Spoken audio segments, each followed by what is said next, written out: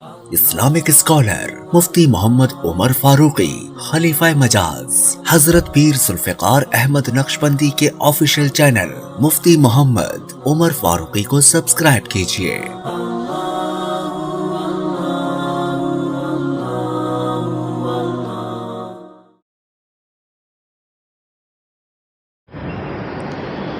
ونعوذ بالله من شرور أنفسنا ومن سيئات أعمالنا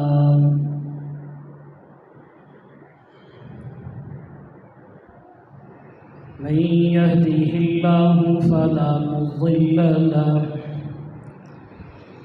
ومن يضلله فلا هادي له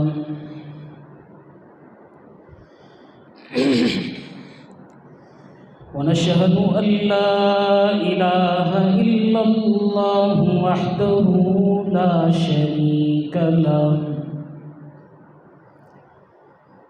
ونشهد أن سيدنا ومولانا محمدا عبده ورسوله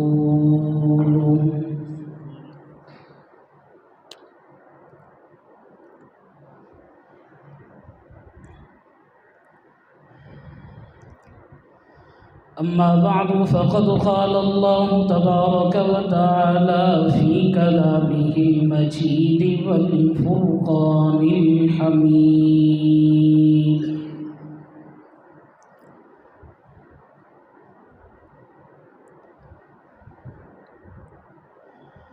أعوذ بالله من الشيطان الرجيم بسم الله الرحمن الرحيم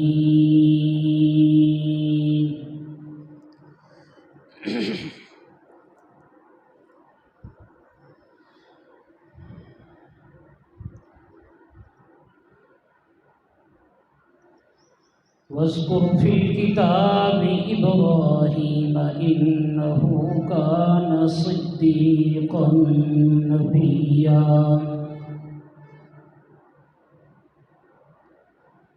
إذ قال لأبيه يا أبت لم تعبد ما لا يسمع ولا يبصر ولا يغني عنك شيئا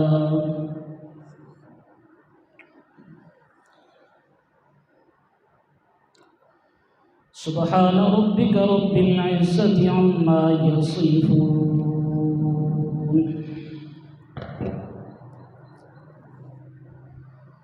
وسلام على المرسلين والحمد لله رب العالمين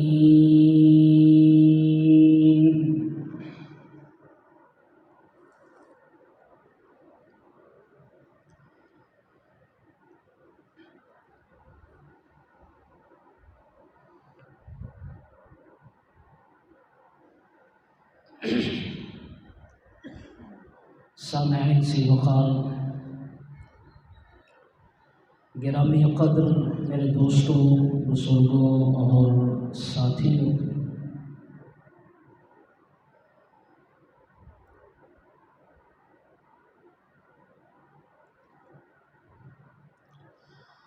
آج ہم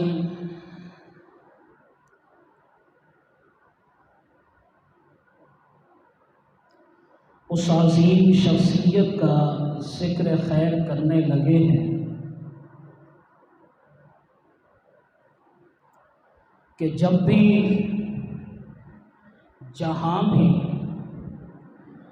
قربانی کا لفظ بولا جائے گا، قربانی کا لفظ سنا جائے گا، وہ عظیم شخصیت ہمارے دل و دماغ پر سما جائے گی۔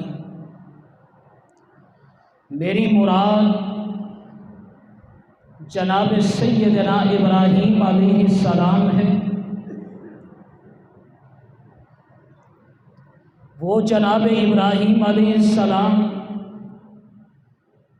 جو قربانی کا استعارہ ہے، وہ ابراہیم علیہ السلام جو قربانی کے تسلسل کی لازوال داستان ہے، وہ ابراہیم علیہ السلام جو قربانی کی شناخت ہے، وہ ابراہیم علیہ السلام جو قربانی کی پہچان ہے، وہ ابراہیم علیہ السلام جو قربانی کی علامت ہے، وہ ابراہیم علیہ السلام جو قربانی کی نشانی ہے، وہ ابراہیم علیہ السلام جو قربانی کا محور اور مرکز ہے، وہ ابراہیم علیہ السلام جو قربانی کی آن بان اور شان ہے، وہ ابراہیم علیہ السلام جو قربانی کے لیے لازم و ملزوم ہے۔ جب بھی قربانی کا تذکرہ ہوگا، ساتھ میں جناب ابراہیم علیہ السلام کا ذکر بھی ہوگا، اور جب بھی جناب ابراہیم کا ذکر ہوگا، ساتھ میں قربانی کا ذکر بھی ہوگا۔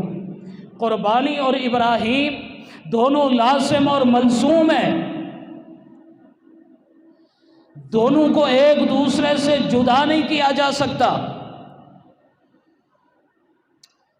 جناب ابراہیم علیہ السلام جہاں پر موحد اعظم ہے، جناب ابراہیم علیہ السلام جہاں پر معمار کعبہ ہے، جناب ابراہیم علیہ السلام جہاں پر بت شکن ہے،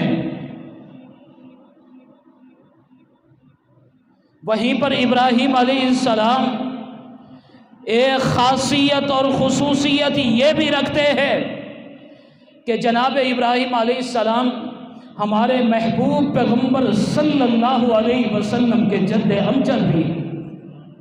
یہ جناب ابراہیم علیہ السلام کا تعارف ہے۔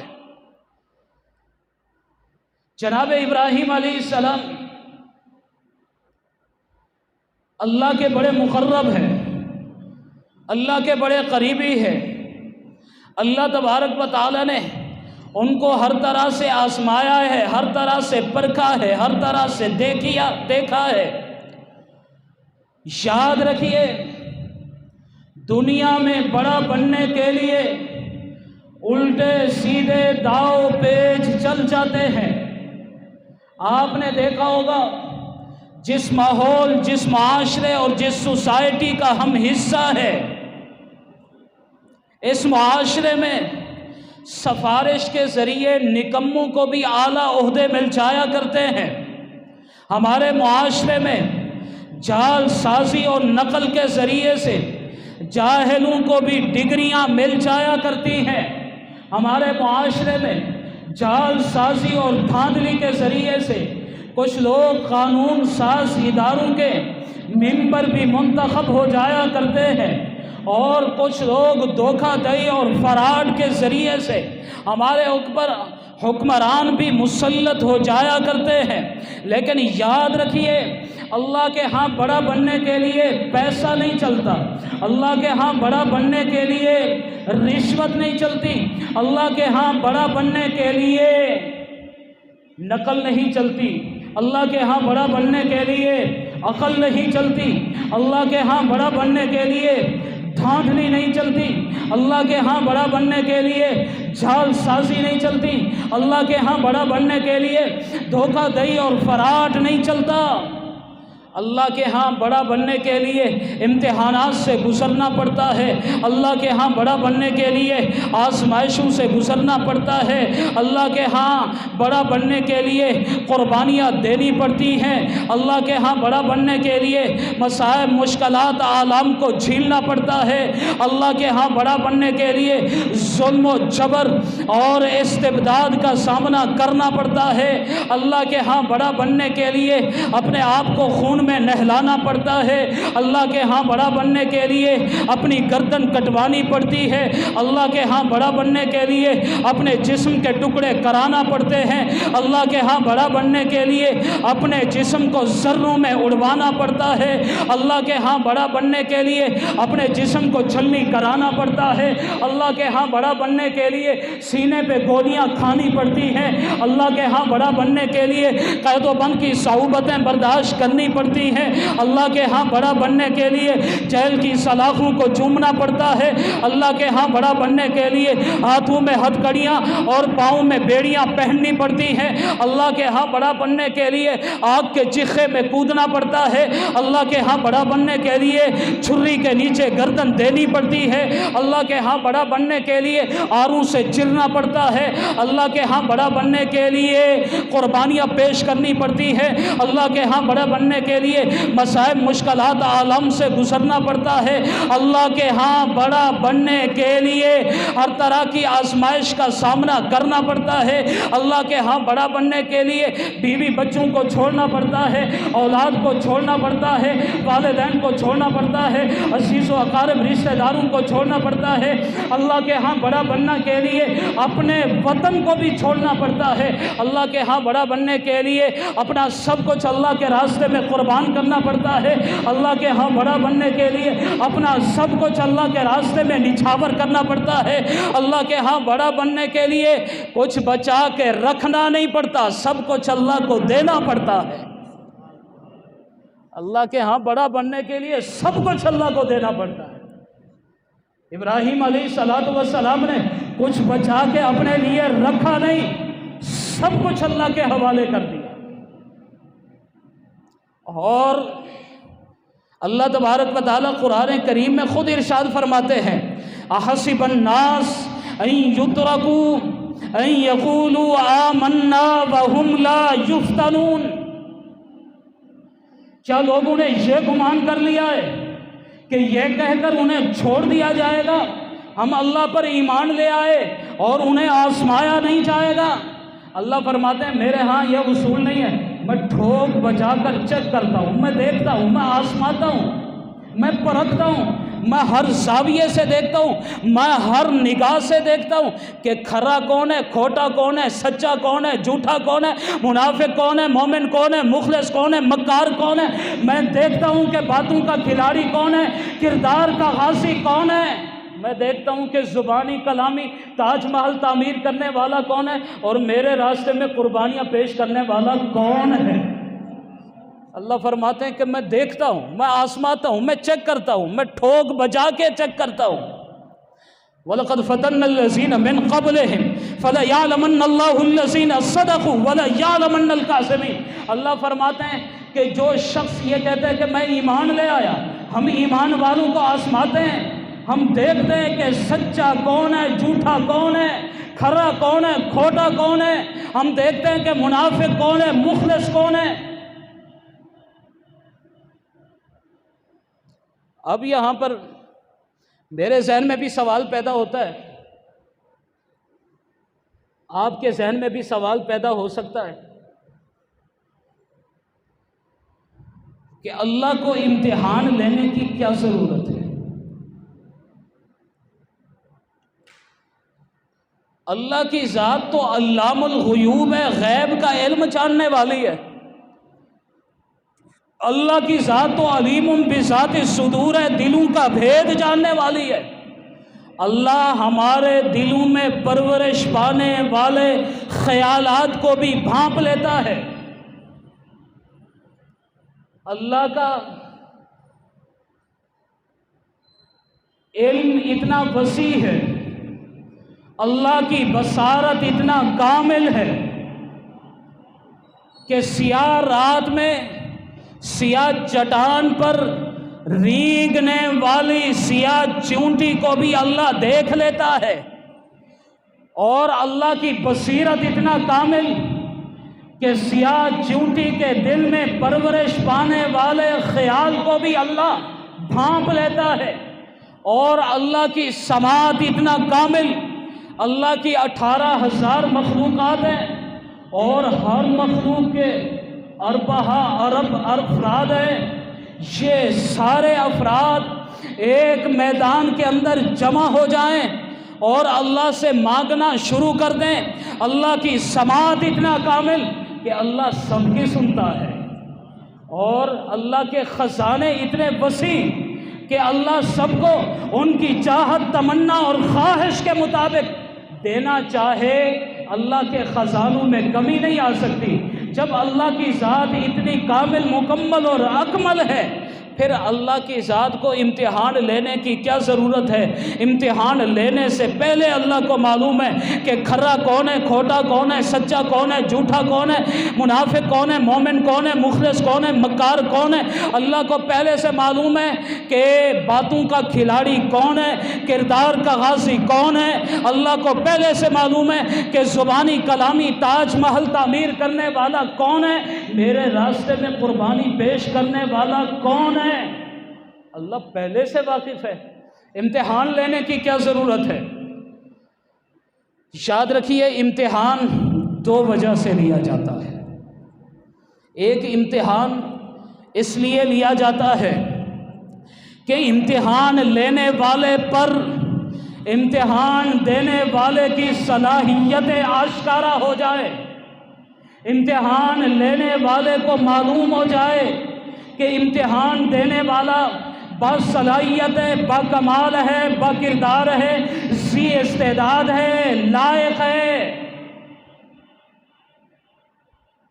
ہاں، امتحان لینے والے کو معلوم ہو جائے کہ امتحان دینے والا کمال پہ پہنچا ہوا ہے، عروج پہ پہنچا ہوا ہے، ترقی کی راہوں پر گامزن ہے، اس لیے امتحان لیا جاتا ہے۔ اور دوسرے نمبر پہ امتحان اس لیے لیا جاتا ہے کہ امتحان لینے والے کو معلوم ہوتا ہے کہ امتحان دینے والا باصلاحیت ہے، با کردار ہے، با عمل ہے، ذی استعداد ہے، لائق ہے، اس کے اندر خوبیاں ہیں، اس کے اندر کمالات ہیں، لیکن وہ دوسروں پر اس کے کمالات کو واضح کرنا چاہتا ہے، اس کی استعداد اور لیاقت کو آشکارا کرنا چاہتا ہے، اس کی خوبیوں کو آشکارا کرنا چاہتا ہے، دوسروں کو بتلانا چاہتا ہے کہ یہ بندہ بڑا با کمال ہے، اس کے اندر خوبیاں ہیں۔ جس وقت استاذ اپنے شاگرد سے امتحان لیتا ہے دوسروں کے سامنے، مقصد اپنے شاگرد کو ذلیل اور رسوا کرنا نہیں ہوتا، بلکہ دوسروں کو بتلانا ہوتا ہے کہ میرا شاگرد بڑا با کمال ہے، میرا شاگرد صلاحیت مند ہے، لائق ہے۔ وہ دوسروں کو اپنے شاگرد کی خوبیاں دکھلانا چاہتا ہے۔ ہاں، جس وقت والد اپنے بیٹے سے امتحان دوسروں کے سامنے لیتا ہے، مقصد بیٹے کو ذلیل اور رسوا کرنا نہیں ہوتا، بلکہ اس کی خوبیاں دوسروں کو بتلانا مقصود ہوتی ہے، اس کے کمالات دوسروں پر واضح کرنا مقصود ہوتے ہیں، اس کی استعداد اور لیاقت دوسروں پر آشکارا کرنا مقصود ہوتی ہے۔ اسی طرح پروردگار عالم کو بھی معلوم تھا کہ ابراہیم علیہ السلام با کردار ہیں، ابراہیم علیہ السلام با صلاحیت ہے، ابراہیم علیہ السلام با کمال ہیں، ابراہیم علیہ السلام عروج پہ پہنچے ہوئے، کمال پہ پہنچے ہوئے، ترقی کی راہوں پر گامزن ہیں۔ اللہ کو معلوم تھا ابراہیم علیہ السلام اپنے دعوے میں پکے ہیں، ٹھگے ہیں، سچے ہیں، سچے ہیں۔ ابراہیم علیہ السلام کو معلوم تھا یہ صاحب ایمان ہے، ابراہیم علیہ السلام کو اللہ کو معلوم تھا ابراہیم علیہ السلام اپنے دعویٰ میں سچے ہیں اور کردار کے غازی ہے۔ اللہ کو معلوم تھا کہ یہ مخلص ہے، اللہ کو معلوم تھا کہ یہ میرے راستے میں حقیقی معنوں میں قربانی پیش کرنے والے ہیں، لیکن اللہ تبارک و تعالیٰ نے ابراہیم علیہ السلام کو امتحانات سے گزارا، ابراہیم علیہ السلام کو آزمائشوں سے گزارا۔ مقصد یہ تھا کہ اللہ دنیا والوں پر واضح کرنا چاہتے تھے کہ میرے بندے ابراہیم بڑے با کمال ہیں، ابراہیم علیہ السلام بڑے با صلاحیت ہے، ابراہیم علیہ السلام ذی استعداد ہیں، لائق ہیں، عروج پہ پہنچے ہوئے ہیں، کمال پہ پہنچے ہوئے ہیں۔ ابراہیم علیہ السلام ترقی کی راہوں پر گامزن ہیں، ابراہیم علیہ السلام میں بہت ساری کوالٹیز ہیں، ابراہیم علیہ السلام میں بہت ساری خوبیاں ہیں، ابراہیم علیہ السلام میرے مخلص بندے ہیں، ابراہیم علیہ السلام سچے اور سچے ہیں، ابراہیم علیہ السلام کھرے ہیں، ابراہیم علیہ السلام صاحب ایمان ہیں، ابراہیم علیہ السلام کردار کے غازی ہیں، ابراہیم علیہ السلام میرے راستے میں قربانیاں پیش کرنے والے ہیں۔ اللہ دنیا کو بتلانا چاہتے تھے، اس وجہ سے ابراہیم علیہ السلام سے امتحان لیتے گئے، اور میں قربان جاؤں جناب ابراہیم پر، وہ ہر آزمائش سے گزر کر کامیاب ہوتے چلے گئے۔ قرآن یہ کہتا ہے وَإِذِ ابْتَلَىٰ إِبْرَاهِيمَ رَبُّهُ بِكَلِمَاتٍ فَأَتَمَّهُنَّ، وہ وقت یاد کرنے کے قابل ہے جس وقت پروردگار عالم نے ابراہیم علیہ السلام سے چند امتحانات لیے۔ اب وہ امتحان کیا تھے؟ ایک طرف ابراہیم علیہ السلام کے آباء و اجداد ہیں،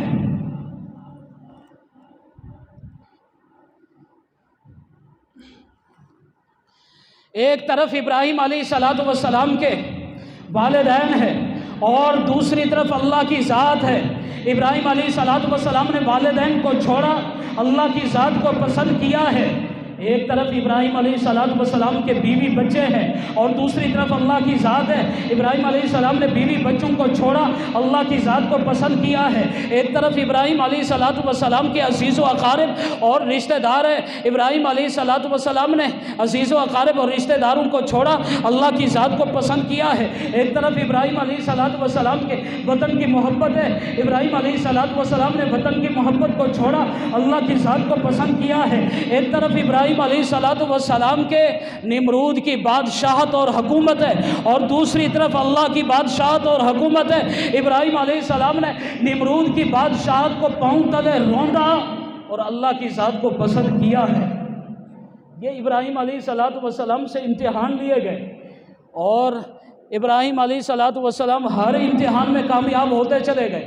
اب ہمارے ہاں اصول کیا ہوتا ہے کہ جو بچہ امتحان میں کامیاب ہوتا ہے اس کے نتیجے کا اعلان مدرسے کی انتظامیہ کرتی ہے، ادارے کا محتمم کرتا ہے، ادارے کا پرنسپل کرتا ہے۔ جو بچہ امتحان میں کامیاب ہوتا ہے، پوزیشن لیتا ہے، اس کا رزلٹ آؤٹ وقت کا وزیر تعلیم کرتا ہے، سکول کالجز یونیورسٹیز کی انتظامیہ کرتی ہے۔ میں قربان چاہوں ابراہیم علیہ السلام پر۔ ابراہیم علیہ السلام اللہ کے اتنا مقرب تھے، اتنا قریبی تھے، اتنے عزیز تھے، اتنے عزیز تر تھے۔ ابراہیم علیہ السلام اللہ کے اتنے پیارے تھے، اتنے راز دلارے تھے کہ جس وقت ابراہیم علیہ السلام کے نتیجے کے اعلان کی باری آئی، اللہ نے خود اعلان فرمایا ہے، فرمایا وَإِذِ ابْتَلَىٰ إِبْرَاهِيمَ رَبُّهُ بِكَلِمَاتٍ فَأَتَمَّهُنَّ، ابراہیم علیہ السلام سے میں نے امتحان لیے، فَأَتَمَّهُنَّ، یہ نتیجے کا اعلان ہے۔ اللہ فرماتے ہیں کہ ہر امتحان میں ابراہیم کامیاب ہوتا چلا گیا، کامیاب ہوتا چلا گیا۔ فَأَتَمَّهُنَّ، اب ہمارے ہاں اصول یہ ہوتا ہے کہ جو بچہ امتحان میں کامیاب ہو جائے، پوزیشن حاصل کر لے، اس کو ایوارڈ دیا جاتا ہے، انعام دیا جاتا ہے، اس کو احساس دیا جاتا ہے، اس کو اکرام کیا جاتا ہے، اس کی عزت کی جاتی ہے، اس کی توقیر کی جاتی ہے، اس کو پروٹوکول ملتا ہے۔ یہاں پر بھی ابراہیم علیہ السلام سے اللہ نے امتحانات لیے، ابراہیم علیہ السلام نے ہر امتحان میں کامیابی حاصل کی۔ پھر کیا ہوا کہ اللہ تبارک و تعالیٰ نے ابراہیم علیہ السلام کو ایوارڈ دیا، انعام دیا، اعزاز دیا، اکرام کیا، عزت عطا فرمائی، مقام مرتبہ عطا فرمایا۔ اللہ قرآن میں ارشاد فرماتے ہیں قال انی جاعلک للناس اماما، ابراہیم میں نے تجھے دنیا بھر کا امام بنا دیا ہے، میں نے دنیا کی قیادت تمہیں عطا کر دی ہے، دنیا کی سیادت تمہیں عطا کر دی ہے، دنیا کا امام تجھے بنا دیا ہے۔ قال انی جاعلک للناس اماما، اور سب سے بڑھ کر اللہ فرماتے ہیں کہ میں نے تجھے یہ ایوارڈ عطا کر دیا کہ میں نے اپنے محبوب پیغمبر کا آپ کو جد امجد بنا دیا ہے۔ آپ کی صلب اطہر سے میں اپنے محبوب پیغمبر صلی اللہ علیہ وسلم کو پیدا کرنے لگا۔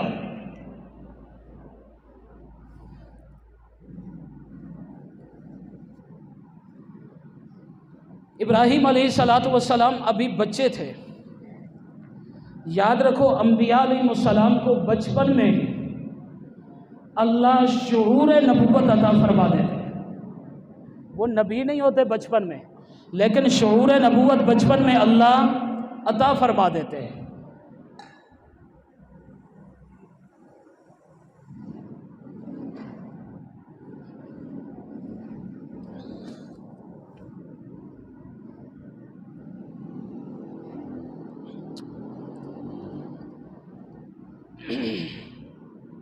ابراہیم علیہ السلام کو بھی اللہ نے بچپن میں شعور نبوت عطا فرما دیا تھا۔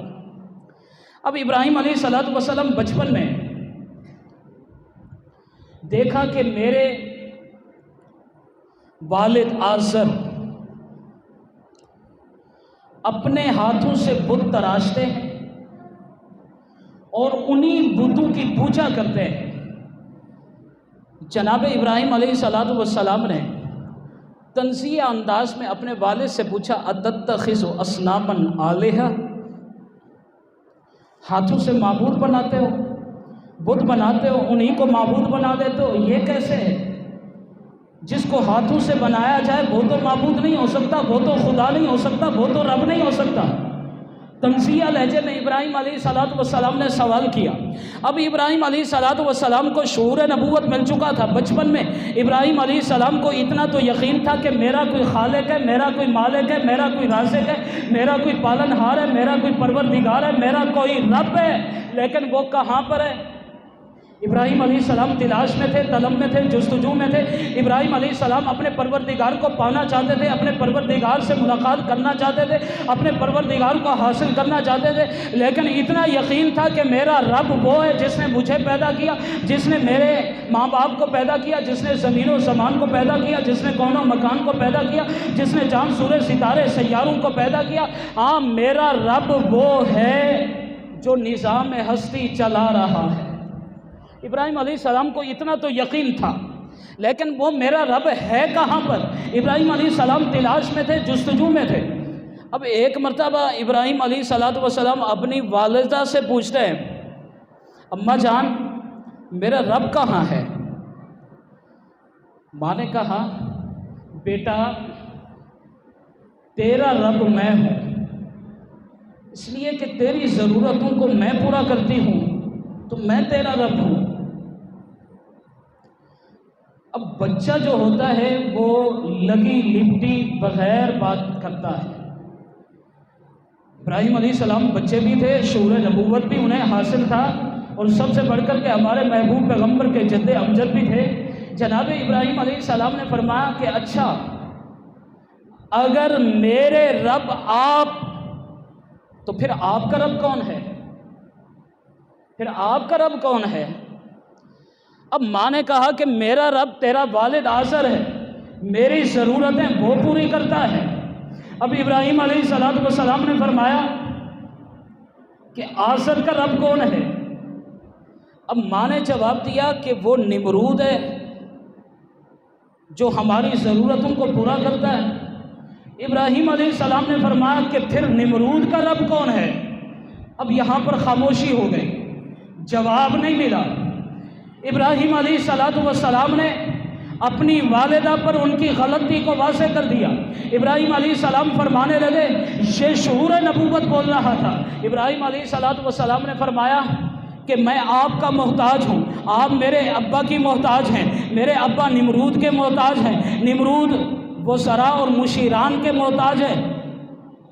جو ایک دوسرے کے محتاج ہوں وہ رب نہیں ہوتے، جو ایک دوسرے کے محتاج ہوں وہ رب نہیں ہوتے۔ تو بتاؤ میرا رب کہاں ہے؟ میرا رب آپ بھی نہیں، آپ کا رب میرا باپ آزر بھی نہیں، اور میرے باپ آزر کا رب نمرود بھی نہیں، کوئی بھی نہیں ہے، یہ بت بھی نہیں ہے۔ میں تلاش میں ہوں، جستجو میں ہوں، میں رب کو پانا چاہتا ہوں، بتاؤ میرا رب کہاں پر ہے؟ فلما جن علیہ اللیل رأى کوكبا، ابراہیم علیہ السلام نے رات کی تاریکی میں ستاروں کی جگمگاہٹ کو دیکھا۔ ابراہیم علیہ السلام نے فرمایا، قال ھذا ربی، یہ میرے رب ہے۔ فلما افل قال لا احب الآفلین، لیکن جس وقت ستارے بھی غروب ہو گئے، ابراہیم علیہ السلام نے فرمایا کہ یہ بھی میرے رب نہیں ہو سکتے۔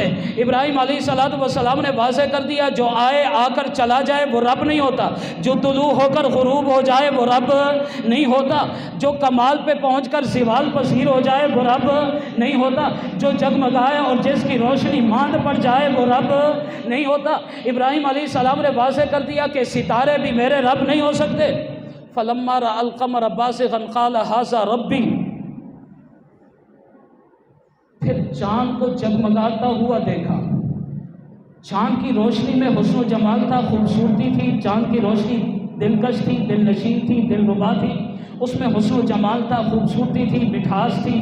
چاشنی تھی، لذت تھی، حلاوت تھی، بڑی پیاری لگتی تھی۔ جس وقت چاند کی روشنی کو دیکھو تو انسان یہ سوچتا ہے کہ دیکھتا ہی چلا جائے، وہ اتنی پیاری لگتی ہے۔ ابراہیم علیہ السلام نے بھی جس وقت چاند کی روشنی کو دیکھا تو سوچنے لگے کہ یہ میرا رب ہو سکتا ہے۔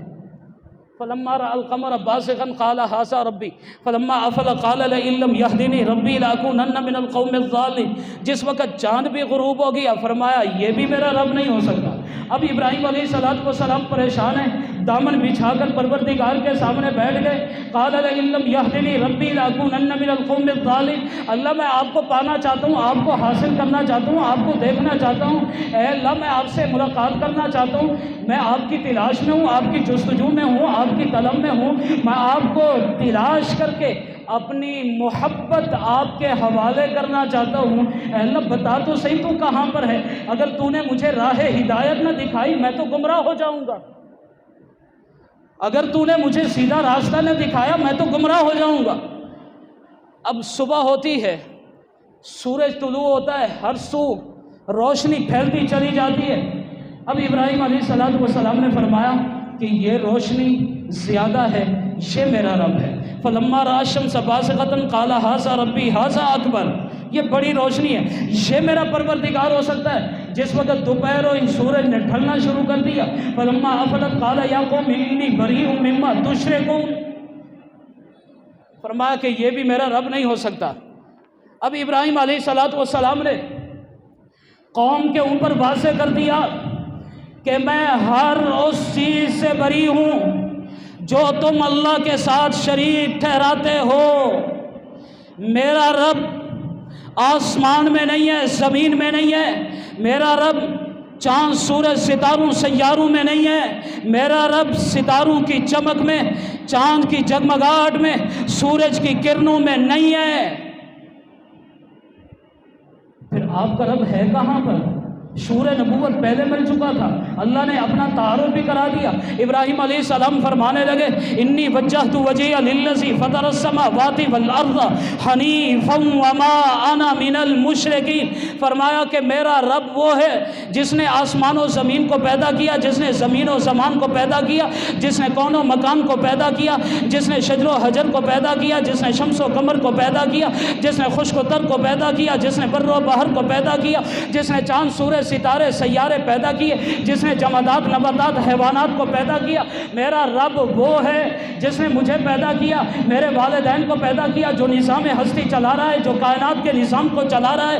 میرا رب وہ ہے جس نے ستاروں کو چمک دی، میرا رب وہ ہے جس نے چاند کو روشنی دی، میرا رب وہ ہے جس نے سورج کو کرنیں دی، میرا رب وہ ہے انی وجہت وجہی للذی فطر السماوات والارض حنیفا وما انا من المشرکین، جو وحدہ لا شریک ہے، جو اکیلا ہے، جو تنہا ہے، جو یکتا ہے، جو یگانہ ہے، جو منفرد ہے، جس کا شریک کوئی نہیں، جس کا ثانی کوئی نہیں، جس کا ہمسر کوئی نہیں، جس کا وزیر کوئی نہیں، جس کا مشیر کوئی نہیں، جس کی مثال کوئی نہیں، جس کی مثل کوئی نہیں، جس کی شباہت کوئی نہیں، جس کی مشابہت کوئی نہیں، جس کا ثانی کوئی نہیں، جس کا ہمسر کوئی نہیں، جس کا دوسرا کوئی نہیں۔ میرا رب وہ ہے جو ہمیشہ سے ہے، ہمیشہ رہنے والا ہے۔ انی وجہت وجہی للذی فطر السماوات والارض حنیفا وما انا من المشرکین، میرا رب وہ ہے جس نے آسمان و زمین کو پیدا کر کے اپنی حاکمیت کا اعلان کر دیا ہے۔ میرا رب وہ ہے جس کا ثانی کوئی نہیں ہے، جس کا ہمسر کوئی نہیں ہے، جس کی تشبیہ کوئی نہیں ہے۔ میں بتلا نہیں سکتا کہ میرا رب کہاں پر ہے، میرا رب کیسا ہے۔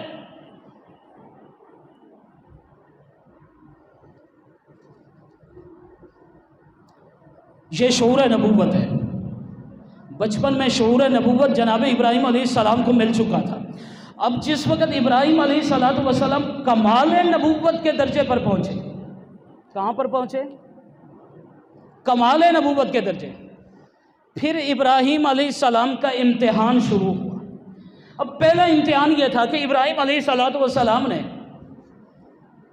جس گھرانے میں آنکھ کھولی، اس گھرانے کا سربراہ آزر صرف بت پرست نہیں تھا، بلکہ بت ساز بھی تھا، بت فروش بھی تھا، بت بناتا بھی تھا، بت بیچتا بھی تھا، اور انسان کے لیے خاندانی روایات سے بغاوت کرنا بڑا مشکل ہوتا ہے، خاندانی روایات سے ٹکرانا بڑا مشکل ہوتا ہے، خاندانی روایات کا مقابلہ کرنا بڑا مشکل ہوتا ہے، خاندانی روایات کے سامنے حق کا علم لہرانا بڑا مشکل ہوتا ہے۔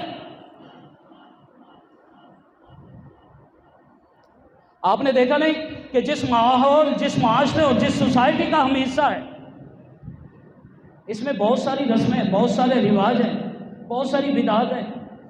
کسی کو آپ سمجھائیں کہ یہ رسم ہے چھوڑ دے، وہ جواب میں کہے گا کہ میں نہیں چھوڑ سکتا۔ آپ اسے سمجھائیں، قرآن میں کہیں نہیں آیا، پیغمبر کے فرمان میں کہیں نہیں آیا، صحابہ کی طرز زندگی میں کہیں اس کا ذکر نہیں ہے، اولیاء، اصفیاء، اتقیاء کے دور میں کہیں اس کا تصور نہیں ہے، چھوڑ دیجئے۔ وہ جواب دیتا ہے کہ معلوم ہے، نہ قرآن میں ہے نہ حدیث میں ہے، کہیں بھی نہیں ہے، لیکن میں نے اپنے آباء و اجداد کو ایسا کرتے دیکھا ہے، میں نہیں چھوڑ سکتا، یہ میری خاندانی روایت ہے، میں اس کے ساتھ بغاوت نہیں کر سکتا۔ مجھے آپ ہی بتائیں، سینے پر ہاتھ رکھ کر، ہم بڑے موحد ہیں، کیا ہم اپنے خاندانی کلچر سے مروجہ خیراتی سسٹم کو نکال سکتے ہیں؟ آپ انہیں سمجھائیں، قرآن میں نہیں ہے، حدیث میں نہیں ہے، پیغمبر کے فرمان میں نہیں ہے، صحابہ کی طرز زندگی میں نہیں ہے، کہیں بھی نہیں ہے، اولیاء، اصفیاء، اتقیاء، کہیں بھی اس کا تصور نہیں، کہیں بھی اس کا تذکرہ نہیں۔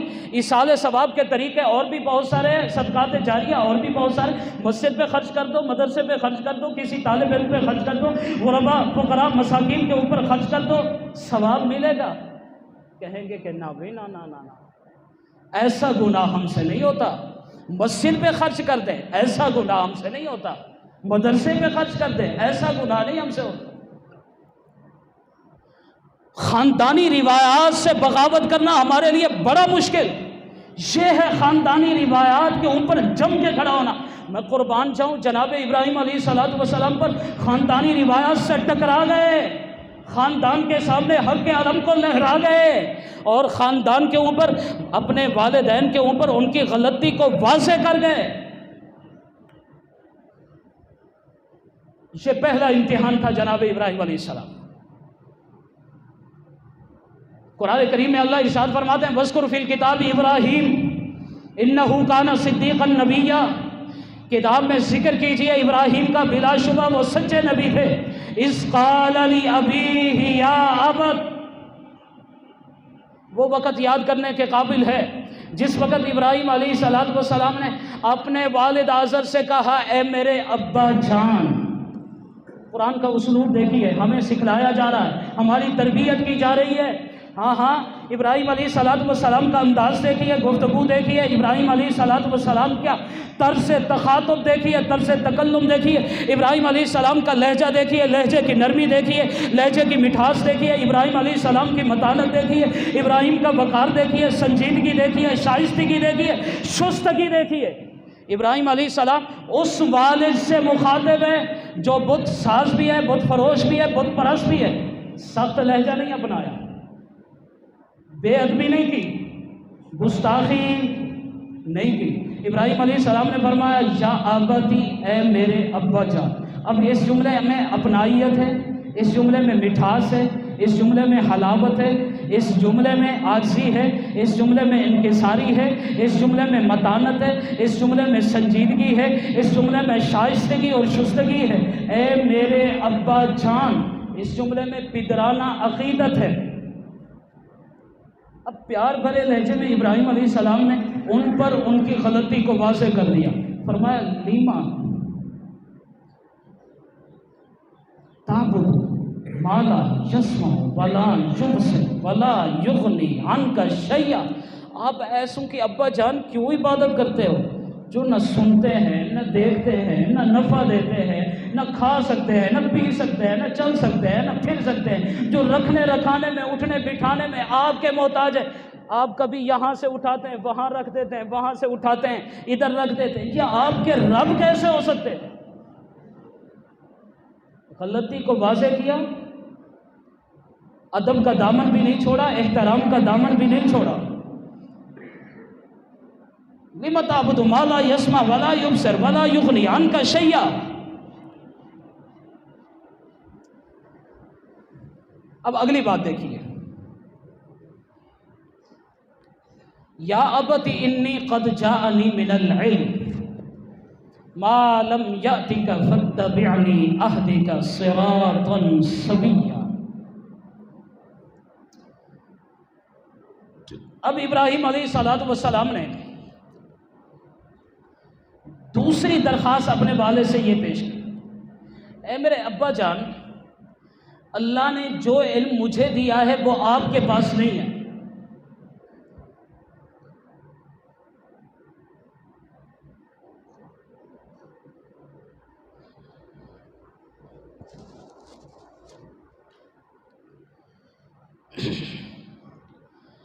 مانتا ہوں آپ کے پاس عہدہ ہے، آپ کے پاس منصب ہے، آپ کے پاس سٹیٹس ہے، آپ کے پاس پیسہ ہے، آپ کے پاس نمرود کی وزارت ہے، مانتا ہوں آپ کے پاس سنگ تراشی کا علم ہے، بت سازی کا علم ہے، بت فروشی کا علم ہے، آپ پیسہ کمانے کا ڈھنگ اور ہنر جانتے ہیں، مانتا ہوں، لیکن ابا جان جو علم میرے پاس ہے وہ آپ کے پاس نہیں ہے۔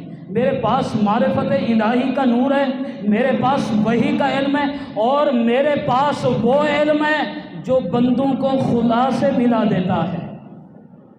اگر آپ کو نجات چاہیے، آپ فوز و فلاح چاہتے ہیں، آپ صلاح چاہتے ہیں، آپ کامیابی چاہتے ہیں، آپ کامرانی چاہتے ہیں، دنیا اور آخرت کی عزتیں چاہتے ہیں، آپ میری پیروی کر لیجئے، میری اتباع کر لیجئے، میرے پیچھے چل پڑیے۔ اہدک صراطا سویا، میں آپ کو سیدھا راستہ دکھا دوں گا، میں اپنے خدا سے ملا دوں گا۔ اب یہاں پر میں ایک بات آپ سے کرنے لگا ہوں، یاد رکھیے، قرآن مخصوص افراد کے لیے نہیں ہے، مخصوص شخصیات کے لیے نہیں ہے، مخصوص قوم کے لیے نہیں ہے، مخصوص قبیلے کے لیے نہیں ہے، مخصوص زمانے کے لیے نہیں۔ قرآن کریم ہمیشہ کے لیے، قیامت تک کے لیے، آنے والی انسانیت کے لیے۔ یہ نصیحت صرف عصر کے لیے نہیں، بلکہ یہ نصیحت آج بھی میرے لیے بھی ہے، آپ کے لیے بھی ہے۔ یا ابت انی قد جاءنی من العلم ما لم یأتک فاتبعنی اہدک صراطا سویا۔ یہ نصیحت میرے لیے بھی، آپ کے لیے بھی۔ اب کیسے ہمارے لیے نصیحت ہے، ذرا توجہ کیجیے۔ ہمارے پاس عہدہ ہے، منصب ہے، پیسہ ہے، ہمارے پاس سٹیٹس ہے، ہمارے پاس عصری علوم کی ڈگریاں ہیں، لیکن ہمارے پاس قرآن و حدیث کا علم نہیں ہے۔ تو یاد رکھیے، ہمیں بھی آج وارثان انبیاء علماء کی پیروی کرنی پڑے گی، علماء کی اقتداء کرنی پڑے گی، علماء کو اپنا مقتدی اور پیشوا بنانا پڑے گا۔ اس لیے کہ جو علم مولوی کے پاس ہے وہ ہمارے پاس نہیں ہے۔ ہمارے پاس پیسہ کمانے کا ڈھنگ ہے، پیسہ کمانے کا فن ہے، ہمارے پاس ڈگریاں ہیں، ہمارے پاس ڈاکٹریٹ کی ڈگری ہے، ہمارے پاس انجینئرنگ کی ڈگری ہے، ہمارے پاس پیسہ ہے، ہمارے پاس سٹیٹس ہے، ہمارے پاس عہدہ ہے، ہمارے پاس منصب ہے، مان لیا، لیکن ہمارے پاس قرآن تو نہیں ہے، ہمارے پاس حدیث تو نہیں ہے، ہمارے پاس صحابہ کرام کی طرز زندگی تو نہیں ہے۔ ہاں، مولوی کے پاس پیسہ بھی نہیں، عہدہ بھی نہیں، منصب بھی نہیں، سٹیٹس بھی نہیں، مولوی کے پاس کچھ بھی نہیں، لیکن مولوی کے پاس قرآن ہے، پیغمبر کا فرمان ہے، صحابہ کی طرز زندگی ہے۔ اگر آپ کامیابی چاہتے ہیں، اگر آپ نجات چاہتے ہیں، اگر فوز و فلاح چاہتے ہیں، اگر آپ دنیا اور آخرت کی عزتیں چاہتے ہیں، تو پھر مولوی کے پیچھے چلنا پڑے گا، مولوی کو اپنا رہبر اور رہنما، پیشوا، مقتدی بنانا پڑے گا۔ یاد رکھیے، آج کے دور کا سب سے بڑا المیہ اور افسوسناک پہلو یہ ہے کہ آج ہم یہ سمجھتے ہیں قرآن و حدیث دیگر کتابوں کی طرح کتابیں ہی ہیں، ان کو سمجھنے کی ضرورت نہیں ہے۔ کسی کے پاس جا کر علم حاصل کرنے کی ضرورت نہیں ہے. ہم ذہین و فطین ہیں، ہماری قوت مطالعہ بڑی مضبوط ہے، ہم قرآن کریم کو خود سمجھ سکتے ہیں، ہم پیغمبر کے فرمان کو خود سمجھ سکتے ہیں. یہ سوچ آج کے دور میں پروان چل رہی ہے. مجھے بتاؤ دنیا کا کون سا شعبہ ایسا ہے جس میں ماہر فن سے سیکھے بغیر ہمیں اس فن کی مہارت حاصل ہو جائے؟ آپ کہیں گے کہ ایسا نہیں ہو سکتا. آج ہمارے پاس علم طب کی کتابیں موجود ہیں، آج انٹرنیٹ کا دور ہے، میڈیکل سائنس پر ہمیں دسترس حاصل ہے. اگر کوئی شخص ذہین و فطین ہے، قوت مطالعہ مضبوط ہے، وہ اپنے مضبوط قوت مطالعہ کی بنیاد پر علم طب کی کتابیں پڑھتا ہے، میڈیکل سائنس پڑھتا ہے. مجھے بتاؤ کیا دنیا کا کوئی قانون محض کتابیں پڑھنے کی بنیاد پر، میڈیکل سائنس پڑھنے کی بنیاد پر اس شخص کو پریکٹس کرنے کی اجازت دے گا، علاج و معالجہ کرنے کی اجازت دے گا؟ اگر کوئی ایسا شخص علاج و معالجہ کرے گا، پریکٹس کرے گا، وہ قبرستان آباد کرے گا. انسانی سوسائٹی اس کو برداشت نہیں کر سکتی. دنیا کا کوئی قانون اسے ڈاکٹر تسلیم نہیں کرتا. جب تک وہ پراپر میڈیکل کالج میں تعلیم حاصل نہیں کرتا، کسی ماہر پروفیسر اسپیشلسٹ ڈاکٹر کی خدمات حاصل نہیں کرتا، جب تک وہ MBBS کی ڈگری حاصل کرنے کے بعد ہاؤس جاب نہیں کرتا، دنیا کا کوئی قانون اسے ڈاکٹر ماننے کے لیے تیار نہیں ہے. دنیا کا کوئی قانون اسے انسانی جانوں سے کھیلنے کی اجازت نہیں دے سکتا. معمولی سے شعبے کی بات کر رہا ہوں، بڑھئی کا شعبہ ہے، کتابیں موجود ہیں، الماری کا طریقہ بھی لکھا ہوا ہے، میز کا طریقہ بھی لکھا ہوا ہے. کوئی کتاب پڑھ کر الماری اور میز بنا سکتا ہے؟ جب تک بڑھئی کی صحبت میں جائے گا نہیں، اس سے سیکھے گا نہیں. کوکنگ کی کتابیں موجود ہیں جس میں طریقہ لکھا ہے کہ بریانی ایسے بنے گی، قورمہ ایسا بنے گا. اگر کوئی شخص کتاب پڑھ کر بریانی بنائے گا تو ایسا ملغوبہ تیار ہوگا جو نہ انسان کھائیں گے نہ جانور کھائیں گے. جب تک وہ ماہر کوک کی خدمات حاصل نہیں کرے گا، اس کے پاس جا کر یہ فن سیکھے گا نہیں. مجھے بتاؤ کہ محض کتابیں پڑھ کر ہم ڈاکٹر نہیں بن سکتے، انجینئر نہیں بن سکتے، بڑھئی نہیں بن سکتے، ہم ماہر کوک نہیں بن سکتے. کیا قرآن و حدیث اتنا لاوارث ہے کہ ریڑھی بان سے لے کر سگریٹ کے کھوکھے والے تک ہر شخص عالم بھی بنا بیٹھا ہے، مفتی بھی بنا بیٹھا ہے، قرآن و سنت پہ اپنی تباہ آزمائی بھی کر رہا ہے؟ آپ کسی سے مسئلہ پوچھو، وہ یہ نہیں کہے گا کہ مجھے نہیں آتا، وہ آپ کو بتائے گا. آپ قرآن کی بات پوچھو، وہ آپ کو قرآن کی بات بتائے گا. آج ہر شخص نے قرآن و حدیث پر اپنی مہارت حاصل کر رکھی ہے. قرآن و حدیث اتنا لاوارث ہے، جس انجینئر کا کام روڈز بنانا تھی، سڑکیں بنانا تھی، گلیاں بنانا تھی، تھلیاں بنانا تھی، سیوریج لائنیں بچھانا تھی، آج وہ انٹرنیٹ پر بیٹھ کر ہمیں قرآن و حدیث کی تعلیم دیتا ہے. جس ڈاکٹر کا کام علاج معالجہ کرنا تھا، آج وہ ہمیں قرآن و حدیث سکھلا رہا ہے. ٹیلی ویژن پر بیٹھ کر ٹاک شوز کرنے والے اینکر ہمیں قرآن و حدیث سکھلا رہے ہیں. بڑی عجیب بات ہے، قرآن پڑھنا نہیں آتا، قرآن کی ادائیگی نہیں آتی، قرآن کے تلفظ صحیح طریقے سے ادا نہیں کر سکتے، قرآن کے الفاظ کا جوڑ نہیں کر سکتے، پیغمبر کے ایک فرمان کی خالی محض عبارت نہیں پڑھ سکتے، بنیادی عربی گرامر سے واقفیت نہیں، لیکن اپنے آپ کو قرآن کا بھی ماہر سمجھتے ہیں، پیغمبر کے فرمان کا بھی ماہر سمجھتے ہیں. اس سے بڑا ظلم کوئی نہیں ہو سکتا. اور یاد رکھیے، یہی وجہ ہے اللہ تبارک و تعالیٰ نے تنہا کتابیں نہیں اتاری. بلکہ کتابوں کے ساتھ اللہ نے معلم بھی بھیجا ہے۔ توریت اتاری، ساتھ موسیٰ علیہ السلام آئے ہیں، انجیل اتاری، ساتھ عیسیٰ علیہ السلام آئے ہیں، زبور اتاری، ساتھ داؤد علیہ السلام آئے ہیں، اور قرآن مقدس اتارا، ساتھ نبی آخر الزمان تشریف لائے۔ اللہ ہمیں یہ بتلانا چاہتے ہیں کہ جو شخص میری کتابیں سمجھنا چاہتا ہے، ایسے اسے میری کتاب سمجھ میں آنے والی نہیں۔ اگر وہ قرآن سمجھنا چاہتا ہے تو میرے پیغمبر کی تعلیمات کی روشنی میں قرآن کو سمجھنا ہوگا۔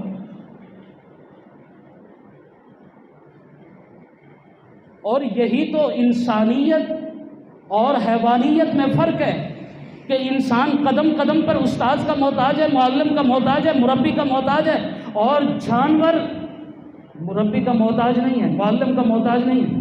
آپ نے دیکھا ہوگا مچھلی کا بچہ پیدا ہوتا ہے، پیدا ہو کر تیرنا شروع کر دیتا ہے، تیراکی سیکھنے کی ضرورت نہیں ہے۔